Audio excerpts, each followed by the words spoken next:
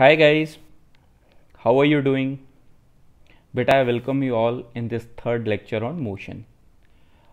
In the second lecture, we had studied about two important parameters of analyzing motion, and they were speed and velocity. In today's lecture, we will study another important parameter, which is acceleration. But before moving on to acceleration, let us first solve the question that I had given you as a homework in the second lecture. So let's first look at the question. So ये जो question था इसमें हमने कहा था कि एक car है which covers 1/3 of distance with speed v1, next 1/3 with speed v2 and last 1/3 with speed v3. तो आपको एवरेज स्पीड ट्रिप की पता करनी थी. तो देखो प्रीवियस लेक्चर में हमने दो टर्म्स डिफाइन किए थे, एक थी एवरेज स्पीड और एक था एवरेज वेलोसिटी. एवरेज स्पीड हम कैसे डिफाइन करते थे, वो था distance covered per unit time, और एवरेज वेलोसिटी कैसे डिफाइन करते थे, डिस्प्लेसमेंट पर यूनिट टाइम. ये दोनों बातें आपको ध्यान रखनी है. चलो, तो अभी अपने को एवरेज स्पीड निकालनी है, तो हम सोचेंगे कि इस कार ने कितना डिस्टेंस कितने टाइम में कवर किया. तो अपने को दिया हुआ है 1/3 डिस्टेंस ये v1 स्पीड से कवर किया. तो सपोज जो इसने डिस्टेंस कवर किया है ये मैं एज्यूम कर लेता हूँ 3d है, 1/3 मतलब d हो जाएगा. तो d एंड d डिस्टेंस ये इसने कवर किया कितने कितने स्पीड से, यहाँ गया है v1 से, यहाँ गया है v2 से, और लास्ट गया है ये v3 से. और अपने को एवरेज स्पीड निकालनी है. तो एवरेज स्पीड कितना होगा, ये तो हो जाएगा डिस्टेंस अपॉन टाइम. डिस्टेंस है 3d और टाइम कितना, सपोज यहाँ टाइम लगा है t1, यहाँ टाइम लगा है t2, यहाँ टाइम लगा है t3. तो अपना आंसर होना चाहिए t1 plus t2 plus t3. अब अपने को t1 t2 t3 निकाल के यहाँ वैल्यू पुट करनी पड़ेगी. अब t1 कितना होगा सोचो, तो t1 तो हो जाएगा टाइम है, ये हो जाएगा distance upon speed.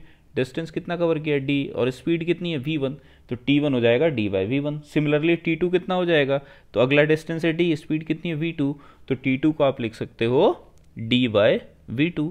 And similarly आप t3 को कितना लिखोगे, d डिस्टेंस है v3 से, तो d बाई v3.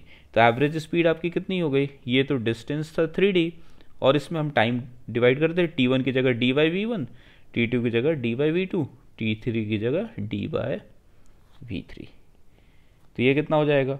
अब चाहो तो यहाँ पे 3d, यहाँ पे आप v1 v2 v3 एलसीएम ले लो, यहाँ d कॉमन ले लो. ये v1 है तो v1 कैंसिल हो गया, बचेगा v2 v3. अगला जो v2 कैंसिल होकर बचेगा v1 v3, और अगले में v3 कैंसिल होकर बचेगा v1 v2. और ये dd कैंसिल हो जाएंगे, ये v1 v2 v3 ऊपर चला जाएगा, तो ये 3 v1 v2 v3 अपॉन, इसको आप लिख सकते हो v1 v2 plus v2 v3 plus v3 v1. तो ये अपना एवरेज स्पीड होगा. ओके, तो चलो अब इसके बाद हम मूव करते हैं जरा एक्सेलरेशन पे, another important parameter to analyse motion. तो देखो यहाँ पे मैंने कुछ फोटो डायग्राम्स बनाए हुए हैं. ये डायग्राम्स क्या है, स्नैपशॉट है. कोई लड़का है वो मूव कर रहा है और इक्वल इंटरवल ऑफ टाइम्स पे हमने उसके फोटोग्राफ को क्लिक किया है. तो जैसे t = 0 पे अभी यहाँ पे है, t = 1 पे यहाँ आ गया, 2 पे यहाँ आ गया, 3 पे यहाँ आ गया, 4 पे यहाँ आ गया. तो ये देखो इसका मोशन अगर आप देखोगे तो अपने को दिख रहा है कि ये इक्वल डिस्टेंसेस मूव कर रहा है इक्वल टाइम में. 0 से 1 में जितना मूव किया उतना ही 1 से 2 में मूव किया, उतना ही 2 से 3 में मूव किया, उतना ही 3 से 4 में मूव किया. तो जब कोई भी body equal distances equal intervals of time में जाती है तो उस तरह के मोशन को हम कहते हैं यूनिफॉर्म मोशन. ठीक है, यूनिफॉर्म मोशन. अच्छा, अगला फोटो डायग्राम देखो. तो यहाँ पे आपको दिख रहा है नेक्स्ट फोटो डायग्राम में कि 0 से 1 में जो डिस्टेंस है, 1 से 2 का डिस्टेंस उससे ज़्यादा है, फिर 2 से 3 का डिस्टेंस और ज़्यादा हो गया, 3 से 4 का डिस्टेंस और ज़्यादा हो गया. तो ये इक्वल इंटरवल्स ऑफ टाइम में अनइक्वल डिस्टेंसेस मूव कर रहा है. तो इस तरीके का जो मोशन होता है, इस मोशन को हम कहते हैं non uniform motion. This is not uniform, this is non uniform. और नॉन यूनिफॉर्म मोशन को ही हम एक्सेलरेटेड मोशन कहते हैं.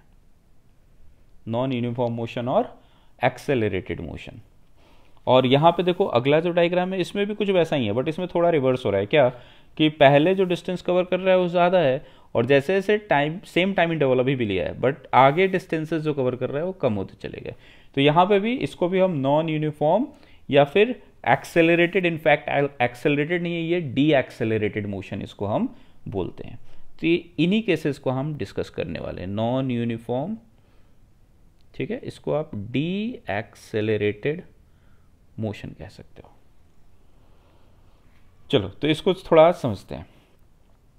तो यहाँ पे आप जैसे देख सकते हो कि ये जो लड़का है, ये पहले देखो टाइम तो आपने सेम लिया 0 से 1, इसने डिस्टेंस इतना कवर किया, फिर डिस्टेंस ज़्यादा कवर किया, मतलब इस रीजन में इसकी वेलोसिटी बढ़ चुकी होगी। यहाँ और ज़्यादा डिस्टेंस कवर किया तो यहाँ वेलोसिटी और बढ़ गई होगी, यहाँ और ज़्यादा डिस्टेंस कवर किया तो यहाँ वेलोसिटी और बढ़ गई होगी। तो ये जो लड़का है इसकी वेलोसिटी बढ़ते चली जा रही है, और उसी तरीके से ये जो लड़का है इसकी वेलोसिटी घटते चली जाती है। तो जब बॉडी एक्सेलरेटेड होगी तो उसकी वेलोसिटी या तो बढ़ रही होगी या फिर उसकी वेलोसिटी घट रही होगी। जब वेलोसिटी बढ़ रही होती है तो उसे हम एक्सेलरेटेड मोशन कहते हैं, और जब वेलोसिटी घट रही होती है तो उसे हम डी एक्सेलरेटेड मोशन कहते हैं। अब देखो, जैसा कि हमने देखा था स्पीड एंड वेलोसिटी में कि वो दो तरीके के होते हैं, एक होता है एवरेज और एक होता है इंस्टेंटेनियस। उसी तरीके से एक्सेलरेशन भी दो तरीके का होगा, एक होगा एवरेज एक्सेलरेशन और एक होगा इंस्टेंटेनियस एक्सेलरेशन। अब इन दोनों को जरा समझते हैं कि एवरेज एक्सेलरेशन से हमारा क्या मतलब है और इंस्टेंटेनियस एक्सेलरेशन से अपना क्या मतलब है। तो देखो एवरेज एक्सेलरेशन क्या होता है, तो एवरेज एक्सेलरेशन हम कहते हैं it is change in velocity per unit time. Unit time में, वन टाइम में वेलोसिटी जितने से चेंज होती है वही अपना एवरेज एक्सेलरेशन होता है। तो ध्यान करो जरा, एवरेज वेलोसिटी कैसे डिफाइन की थी हमने, तो एवरेज वेलोसिटी हमने कहा था it is change in position या फिर डिस्प्लेसमेंट पर यूनिट टाइम। वहां क्या था एवरेज वेलोसिटी, यूनिट टाइम में बॉडी का जितना डिस्प्लेसमेंट होता है वही उसकी एवरेज वेलोसिटी होती है। और ये क्या कह रहा है, यूनिट टाइम में बॉडी का जितना चेंज इन वेलोसिटी होता है, वेलोसिटी जैसे कि मान लो बॉडी की वेलोसिटी अभी 2 है t इक्वल टू 0 पे, और t इक्वल टू 1 पे इसकी वेलोसिटी हो गई 4, तो वेलोसिटी कितने से चेंज हो गई 2 से, और यूनिट टाइम में तो कितने टाइम में, वन टाइम में, तो वन टाइम में जितने से वेलोसिटी चेंज होगी वही होगा एवरेज एक्सेलरेशन। तो एवरेज एक्सेलरेशन 2 हो जाएगा। अब सपोज बॉडी की वेलोसिटी 2 है, ये t इक्वल टू 0 पे, और t इक्वल टू 4 पे इसकी वेलोसिटी हो गई है सपोज 10, तो वेलोसिटी कितने से चेंज हुई, 2 से 10 गई है 8, कितनी देर में गई है 4 में, तो 4 में 8 से चेंज हुई, तो 1 में कितने से चेंज हुई 8/4 से, 8/4 इज 2, इसका मतलब इसका जो एवरेज एक्सेलरेशन है 2 हो जाएगा। ठीक है, तो वही यहाँ लिखा हुआ है एवरेज एक्सेलरेशन आप कैसे निकालोगे, final velocity minus initial velocity upon final time minus initial time. अब ध्यान रख रहे हैं वेलोसिटी है तो डायरेक्शन भी होगा, और डायरेक्शन मैंने आपको बताया हुआ है कि पॉजिटिव साइड में होगा तो इसे आप प्लस डायरेक्शन मान लोगे, और नेगेटिव में होगा तो इसे आप माइनस मान लोगे। तो यहाँ पे आपको साइन के साथ पुट करना होगा, किधर है, पॉजिटिव में है या नेगेटिव में है। एसआई यूनिट क्या हो जाएगा, तो वेलोसिटी के लिए यूनिट क्या होता है मीटर पर सेकेंड, और टाइम के लिए यूनिट होता है सेकेंड, तो ये मिलके क्या हो जाएगा मीटर पर सेकेंड स्क्वायर। तो ये तो हो गया एवरेज एक्सेलरेशन। अब इंस्टेंटेनियस एक्सेलरेशन क्या होगा, तो इसको थोड़ा समझते हैं। जैसे कि मान लो t इक्वल टू 0 पे कोई भी बस है और ये अभी रेस्ट में, ओके, और t इक्वल टू 10 पे सपोज ये जो बस है ये जाने लगी है at a speed of 100 kilometre per hour, ऐसा t इक्वल टू 10 आवर्स ऐसा हो गया सपोज। टाइम जैसे मैं लिख देता हूँ कि यहाँ पे ये 9 AM है और 10 आवर्स कितना हो जाएगा, ये 7 PM है।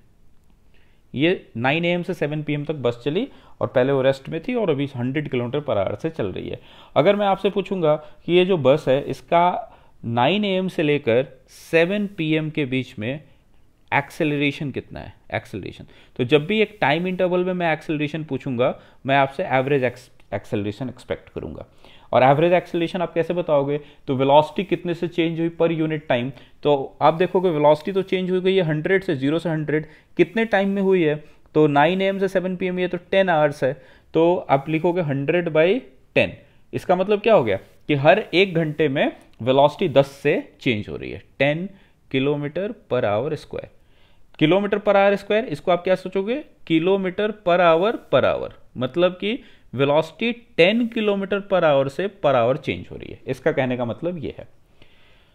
तो ये तो हो गया एवरेज एक्सेलरेशन। अब आपसे जरूरी नहीं है कि हर एक घंटे में उसकी वेलोसिटी 10 से ही बढ़ी हो, मतलब अभी तो जैसे हमने निकाल दिया कि एवरेज कितनी बढ़ी है, 9 से 10 हो सकता है 10 गई हो, 10 से 11 बजे के बीच में 10 और बढ़ गई हो, मतलब 20 बन गई हो, इस तरीके से करते करते 7 PM पे उसकी वेलोसिटी 100 किलोमीटर पर आवर हो गई। बट ऐसा जरूरी नहीं है, हो सकता है कि 9 से 10 में वेलोसिटी उसकी 10 से ना चेंज होकर 5 से ही चेंज हुई, और फिर 10 से 11 में 10 AM से 11 AM में हो सकता है कि वेलोसिटी जो है वो 15 से चेंज हो गई, थोड़ा चेंज भी हो सकता है, अलग अलग हो सकता है, तो भी आपकी एवरेज एक्सेलरेशन तो यही आने वाला है। अब इंस्टेंटेनियस एक्सेलरेशन का मतलब क्या हो गया?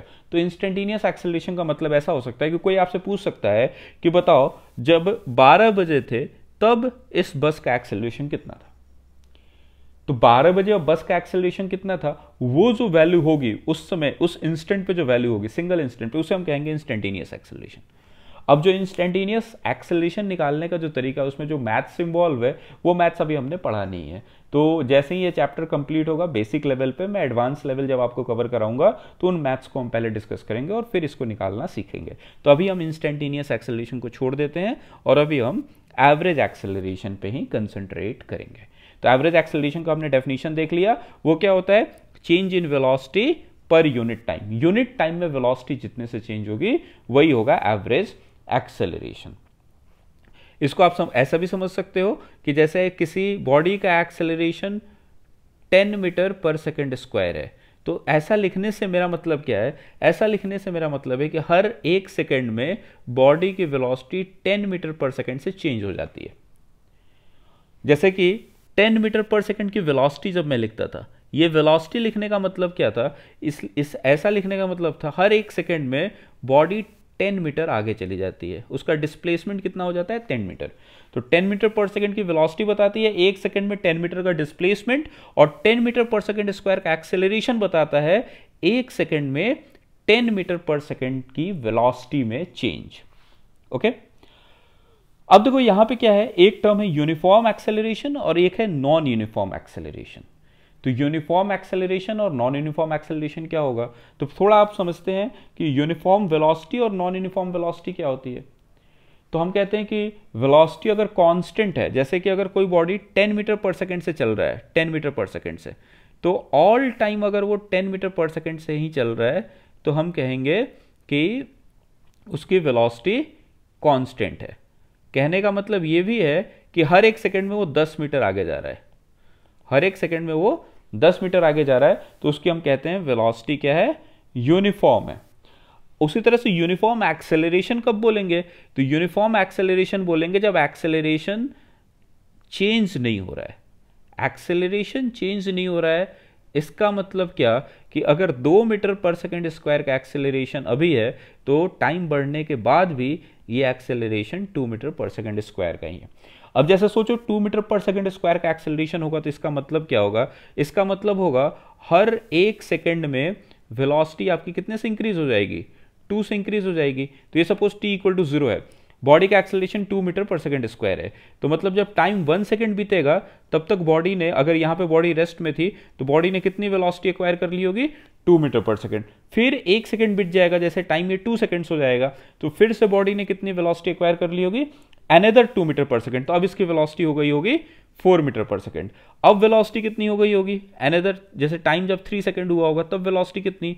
तो इसने 2 मीटर पर सेकंड की और वेलोसिटी एक्वायर कर ली होगी, तो ये होगा 6 मीटर पर सेकंड। तो आपको दिख रहा है कि यहां से यहां में इसकी वेलोसिटी 0 से 2 के बीच में थी, तो ये जो डिस्टेंस होगा, और यहां से यहां के बीच में वेलोसिटी 2 से लेकर 4 के बीच में, तो ये डिस्टेंस ऑफ कोर्स बड़ा होगा। तो ये डायग्राम मुझे कुछ एक्चुअल ऐसे बनाना चाहिए था कि ये बस यहां पे होगी, थोड़ी देर बाद ये यहां पे होगी, थोड़ी देर बाद ये ज्यादा डिस्टेंस कवर कर लेगी। कैसा डायग्राम आने वाला है? कुछ यहां पे जैसा हमने डायग्राम बनाया था वैसा डायग्राम आने वाला है। तो जब एक्सेलरेशन चेंज नहीं होता है, उसकी वैल्यू हरदम 2 है, तो उसे हम कहेंगे uniform acceleration. Non uniform acceleration का मतलब क्या होगा? नॉन यूनिफॉर्म एक्सेलरेशन का मतलब हो गया कि एक्सेलरेशन हर इंटरवल में सेम नहीं है, चेंज हो गया। कभी 2 था, कभी 1 सेकंड में वेलोसिटी 2 से बढ़ गई, कभी 3 हो गया, कभी 3 हो गया मतलब वेलोसिटी 3 से बढ़ गई 1 सेकंड में। फिर हो सकता है कि कभी -1 हो गया। -1 मीटर पर सेकंड स्क्वायर के एक्सेलरेशन का मतलब क्या हो गया? इसका मतलब हो गया कि 1 सेकंड में वेलोसिटी 1 से कम हो गई। 1 से कम हो गई मतलब जैसे कि ये 6 से जा रहा था, t इक्वल टू 3 पे, तो t इक्वल टू 4 पे ये 5 मीटर पर सेकंड पे आ गया।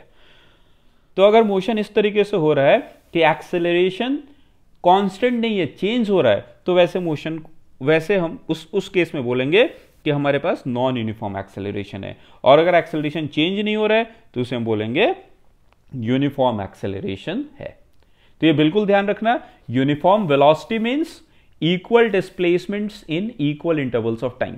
इसी को आप कह सकते हो equal change in position. Displacement याद करो, हमने कहा था displacement is change in position. तो यूनिफॉर्म वेलोसिटी का मतलब हो गया equal change in positions in equal intervals of time. उसी तरीके से यूनिफॉर्म एक्सेलरेशन का मतलब हो गया equal change in velocity in equal intervals of time. चलो अब इस पे बेस्ट कुछ क्वेश्चंस करते हैं। पहला क्वेश्चन है कि a bus starting from rest and moving along a straight line without changing direction attains a speed of 20 metre per second in 5 seconds, find its acceleration. तो हमने देखा जो एक्सेलरेशन है वो होता है change in velocity v final minus v initial upon t final minus t initial. तो final velocity कितनी है इसकी 20 मीटर पर सेकेंड, 20 हो गई। इनिशियल वेलोसिटी कितनी है, तो बस इज स्टार्टिंग फ्रॉम रेस्ट, तो इनिशियल वेलोसिटी है 0। कितनी देर में, 5 सेकेंड बीतने के बाद, तो t फाइनल 5, इनिशियल हो गया 0। तो ये 20/5 इज 4, और ऊपर में मीटर पर सेकेंड, नीचे में सेकेंड, तो ये हो जाएगा मीटर पर सेकेंड स्क्वायर। ये अपना सॉल्यूशन हो जाएगा। ओके, सारे क्वेश्चंस जो भी आने वाले हैं उसको वीडियो पॉज करके पहले आपको खुद से करना है, और उसके बाद जब आप इस क्वेश्चन को अटेम्प्ट कर लोगे, आपसे हो गया तो गुड, नहीं हुआ तो आप 5 मिनट 10 मिनट उसको सोचोगे और उसके बाद वीडियो को स्टार्ट करके आगे सॉल्यूशन चेक करोगे। चलो नेक्स्ट हम देखते हैं। अगला क्वेश्चन क्या है, a train running on a straight railway track at a speed of 72 kilometre per hour comes to rest after 5 minutes of application of brakes, find its de-acceleration। तो मैंने जैसे स्टार्टिंग में आपको बताया था de-acceleration होगा तो उसकी स्पीड कम हो रही होगी, और जब acceleration होगा तो स्पीड बढ़ रही होगी। निकालने का तो तरीका वही है, v final minus v initial upon t final minus t initial. तो यहाँ ट्रेन की स्पीड कम हो रही है, इसलिए क्वेश्चन में लिख दिया गया de-acceleration।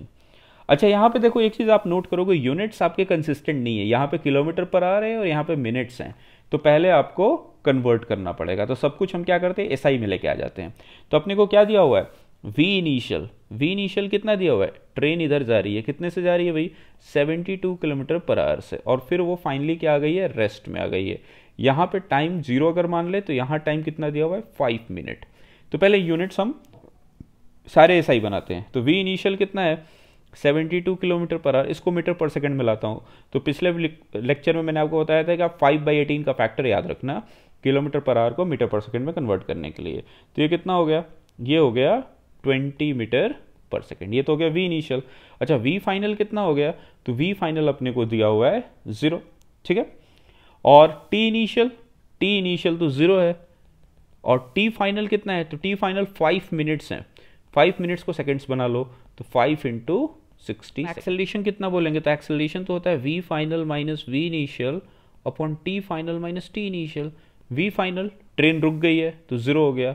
v इनिशियल हमने अभी निकाला था कितना 20 है, अपॉन t फाइनल टाइम कितना बीत गया 5 × 60, और t इनिशियल टाइम है 0। ऊपर मीटर पर सेकेंड, नीचे सेकेंड, तो ये हो जाएगा मीटर पर सेकेंड स्क्वायर। तो ये देखो कितना आ जाएगा, ये हो जाएगा -20/5 × 60। ये कितना हो जाएगा, this is -1/15 metre per second square. तो ये आपका, ये माइनस साइन क्या बता रहा है, ये माइनस साइन इंडिकेट कर रहा है कि जो स्पीड है वो कम होते चली जा रही है। कितने से स्पीड कम हो रही है, 1/15 मीटर पर सेकेंड से स्पीड कम हो रही है पर सेकेंड। हर एक सेकेंड में 1/15 मीटर पर सेकेंड से स्पीड उसकी कम हो रही है। ओके, चलो नेक्स्ट क्वेश्चन को देखते हैं। तो नेक्स्ट क्वेश्चन क्या कह रहा है, ये कह रहा है body moving at 20 metre per second towards east. तो कोई भी बॉडी है, अब डायरेक्शंस पहले बना लेते हैं, नॉर्थ, साउथ, ईस्ट, वेस्ट। तो बॉडी इधर जा रही है, कितने से जा रही है 20 मीटर पर सेकेंड से जा रही है टुवर्ड्स ईस्ट। तो ये इसकी v इनिशियल है, इनिशियल वेलोसिटी है।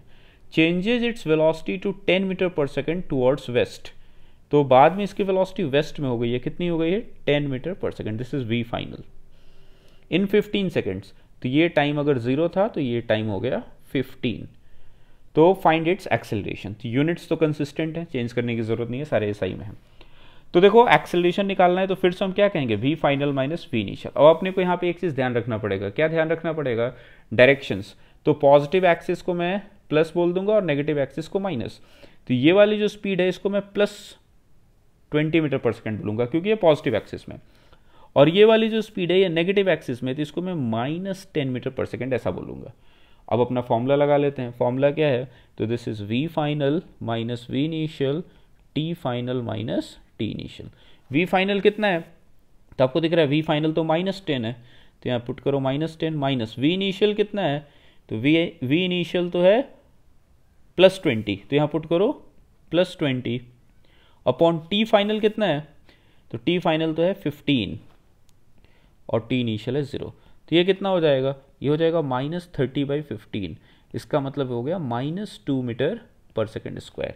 और ये माइनस क्या बता रहा है कि जो एक्सेलरेशन है वो किस डायरेक्शन में है? वेस्ट डायरेक्शन में है। ठीक है, अब इसको थोड़ा समझते हैं, इसका सोल्यूशन जो आया इसको थोड़ा समझते हैं। क्या है ये? जो भी व्हीकल है इधर जा रहा है कितने से? 20 मीटर पर सेकेंड। ओके, और इसको एक्सेलरेशन किधर दे दिया आपने? वेस्ट में दे दिया। कितना? 2 मीटर पर सेकेंड का, 2 मीटर पर सेकेंड स्क्वायर का। तो इसका मतलब क्या है? t = 0 पे ये जा रहा होगा इधर 20 से। ओके, अब देखो t जब 1 हुआ होगा तो इसकी वेलोसिटी कितनी हुई होगी? तो 2 से कम हो गई होगी। डायरेक्शन किधर है? वेस्ट में, और ये जा किधर रहा है? ईस्ट में। तो इसकी वेलोसिटी अब 20 से 22 नहीं जाएगी। 22 कब होती? जब एक्सेलरेशन भी होता है ईस्ट में, लेकिन एक्सेलरेशन है वेस्ट में, तो 2 से कम हो जाएगी। मतलब t = 1 पे इसकी जो वेलोसिटी बची होगी वो 18 बची होगी। ये बात समझ गए क्या? ऐसे करते करते अगर मैं आपसे पूछूं कि कब इसकी वेलोसिटी 0 हुई होगी, तो हमें पता है कि हर एक सेकंड में वेलोसिटी 2 से कम हो रही है और अभी वेलोसिटी 20 है, तो अपने को 10 सेकंड्स लगेंगे। जब ये टाइम हो गया होगा 10 सेकंड्स, तो इसकी वेलोसिटी हो गई होगी 0। अब देखो, अब क्या हो रहा है?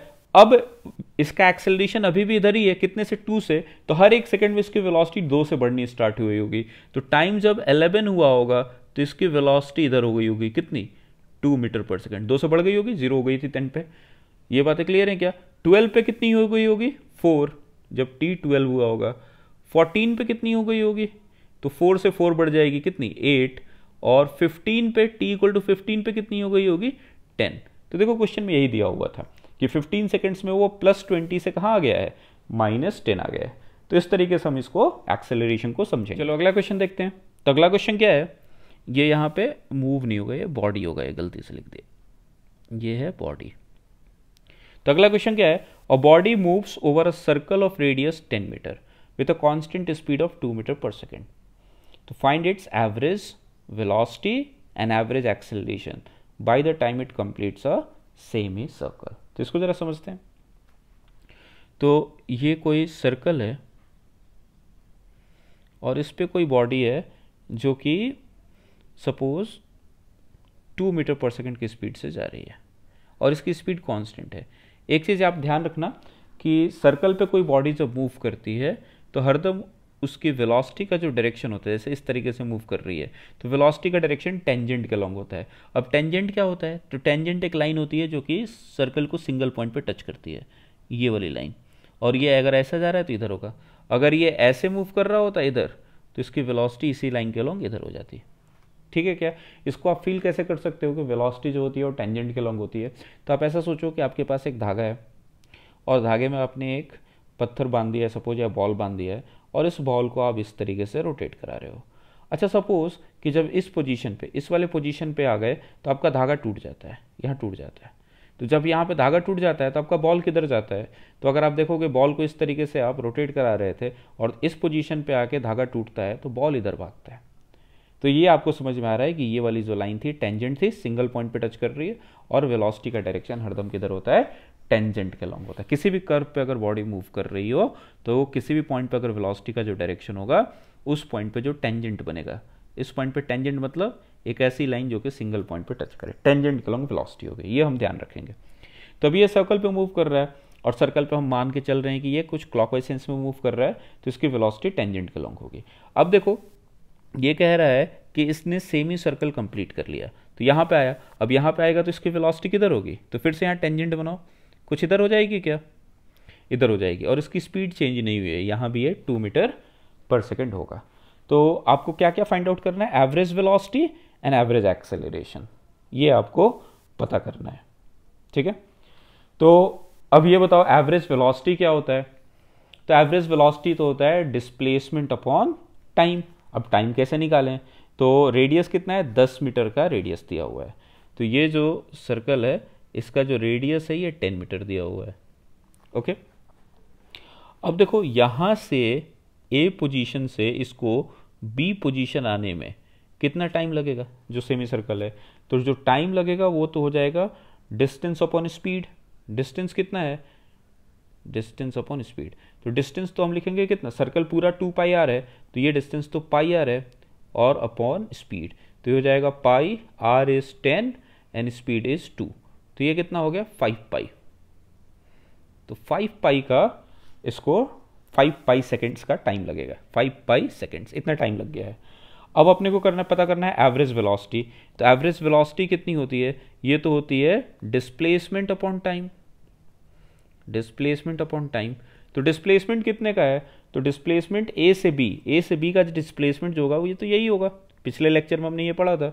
तो ये डिस्प्लेसमेंट हो जाएगा 2r अपॉन टाइम, और टाइम अपने पास कितना है? टाइम आ गया है पाई आर बाई वी, तो यहाँ से ये कैंसिल हो गया और ये हो गया 2v बाई पाई, तो ये हो जाएगा 2v की जगह कितना पुट करेंगे 2 अपॉन पाई, तो ये हो गया 4 अपॉन पाई। वेलोसिटी है तो मीटर पर सेकंड, ये तो हो गई एवरेज वेलोसिटी। अब एवरेज एक्सेलरेशन कितना होगा? तो एवरेज एक्सेलरेशन के लिए हमने फॉर्मूला पढ़ा हुआ है, ये तो होता है v final minus v initial upon t final minus t initial. अब v फाइनल कितना है? 2 मीटर पर सेकंड है। डायरेक्शन किधर है? तो ये तो नेगेटिव एक्सिस में, नेगेटिव एक्सिस में तो इसको माइनस लिख दूं क्या? बिल्कुल लिख सकता हूँ। तो v फाइनल हो गया -2 माइनस v इनिशियल, तो ये किधर है? ये तो पॉजिटिव एक्सिस में है, पॉजिटिव एक्सिस में तो इसको प्लस लिखूँ क्या? बिल्कुल प्लस लिखूंगा इसको, upon T final minus T initial. तो T final minus T initial मतलब ए से बी आने का टाइम, और ए से बी आने का टाइम अभी हमने निकाल लिया है, वो कितना आ रहा है? ये आ रहा है 5 पाई। तो ये कितना हो गया? -4 बाय 5 पाई, यूनिट क्या होगा? Metre per second square. तो इस तरीके से हम एवरेज वेलोसिटी और एवरेज एक्सेलरेशन निकालेंगे। तो बच्चों आज की क्लास में हमने एक्सेलरेशन को कैसे फाइंड आउट करते हैं ये हमने देखा। Next video is going to be very important. Next video में हम देखेंगे कि एक्सेलरेशन जब जीरो होता है तो फिर हम मोशन को कैसे एनालाइज करते हैं, एक्सेलरेशन कांस्टेंट होता है तो फिर मोशन को कैसे एनालाइज करते हैं, और एक्सेलरेशन अगर वेरिएबल होता है तो फिर हमें क्या करना पड़ता है। तो आज की वीडियो को हम यहीं कंप्लीट करते हैं। Till next video, bye bye, take care, be happy and be safe. Thank you.